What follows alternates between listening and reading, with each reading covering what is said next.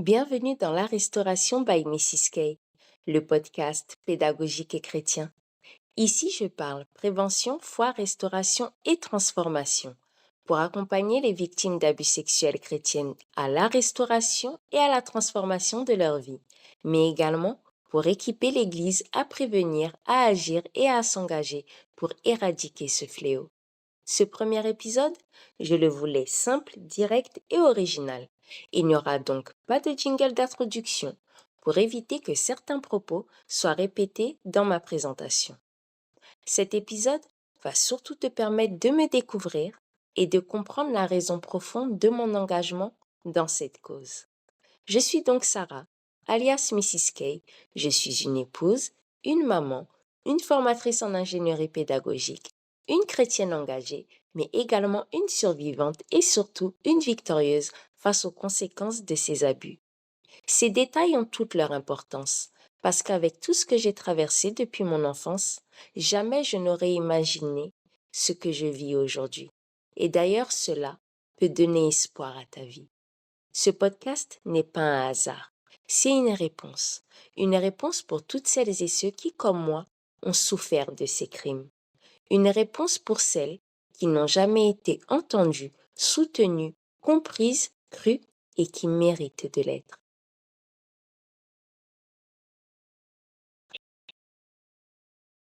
Pendant plus de 30 ans, j'ai été détruite à l'intérieur par les conséquences de ces abus.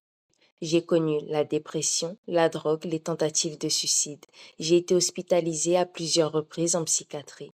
J'avais même été diagnostiquée fibromyalgique. Je connais l'enfer que représentent les séquelles qui influencent nos choix, qui détruisent notre estime, qui limitent notre vision de la vie et qui paralysent nos capacités. Et pourtant, je suis là, vivante, debout, restaurée et surtout transformée. Pas parce que cela a été facile, mais parce que j'ai décidé de ne plus subir. Un jour, un médecin m'a dit que je devais apprendre à vivre avec mes traumatismes. Cette phrase m'a effrayée, parce qu'au fond de moi, je savais que si je l'écoutais, j'allais mourir. Mourir à petit feu, sous le poids de la souffrance physique, psychologique, spirituelle qui m'écrasait déjà. Je me suis donc accrochée à ma foi comme je le pouvais sur le moment. Mais ayant compris, mais surtout accepté, que Dieu n'était pas l'auteur de ma souffrance, mais la source de la restauration et de la transformation de ma vie. En 2018, j'ai créé l'association Le Viol Parlons-en by Mrs. Kay. À travers des ateliers thématiques, j'ai accompagné des victimes vers la libération de la parole et des souffrances enfuies. J'ai également partagé mon témoignage à ma communauté chrétienne, notamment dans l'épisode 3 de l'émission Inside sur EMCI TV. Ce témoignage a touché des vies. Certaines femmes m'ont alors contacté pour me confier qu'elles avaient été également abusées. Mais malheureusement, cela a été fait dans le cadre ecclésiastique.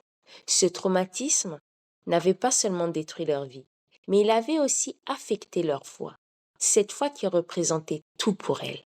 J'ai donc vu de mes yeux à quel point cela les plongeait dans des souffrances encore plus profondes. C'est là que j'ai compris que témoigner ne suffisait plus. Il fallait des outils, des solutions concrètes et surtout agir autrement. Face à cela, j'ai pris une décision, celle de reprendre mes études et de m'orienter vers le domaine pédagogique après plusieurs années d'engagement associatif. Pourquoi? Parce que je refuse que d'autres victimes perdent autant d'années à errer, comme ce fut mon cas, afin qu'elles trouvent des repères solides, des clés, des outils concrets pour se reconstruire avec foi, dignité et puissance. Mon engagement est spirituel, mais aussi professionnel. Je veux que mes accompagnements soient solides, construits et encadrés à la hauteur de ce que les victimes méritent. J'ai également constaté un manque flagrant dans nos assemblées. Peu d'outils adaptés, presque aucune formation spécifique et très peu de pédagogie à ce sujet. J'ai alors décidé de m'investir pleinement dans cette mission pour ne plus que l'Église soit démunie face à ces crimes. Parler de ces sujets n'a pas toujours été évident pour moi. surtout dans le cadre ecclésiastique, car c'est dans l'Église et à travers ma foi que ma vie a été transformée. Et honnêtement, j'aurais préféré me faire connaître autrement. Mais ce sujet est devenu la vocation de ma vie. D'ailleurs, j'en suis fière, car c'est une cause qui est noble, car à mes yeux, il n'y a rien de plus beau qu'une vie changée et transformée. Ne sois pas donc surprise de qui je suis, car je suis une femme engagée, passionnée, déterminée et affranchie. Ce que je te partage ici vient de mes tripes, de mes combats, de ma foi, de mon cœur. Et je t'accueille donc dans cet espace de liberté, de foi, de restauration et de transformation, où on ose regarder en face ce que beaucoup préfèrent cacher ou ignorer. Un lieu où la foi rencontre la résilience. Je pense t'avoir exprimé le principal me concernant et je te remercie d'avoir écouté cet épisode. Si tu t'es reconnu ou si quelque chose a résonné en toi, partage-le. D'ailleurs, il y a peut-être une victime silencieuse de ton entourage qui a besoin d'entendre cette parole aujourd'hui. Alors reste connecté, abonne-toi et n'hésite pas à me rejoindre sur TikTok et Instagram pour de divers contenus à ce sujet.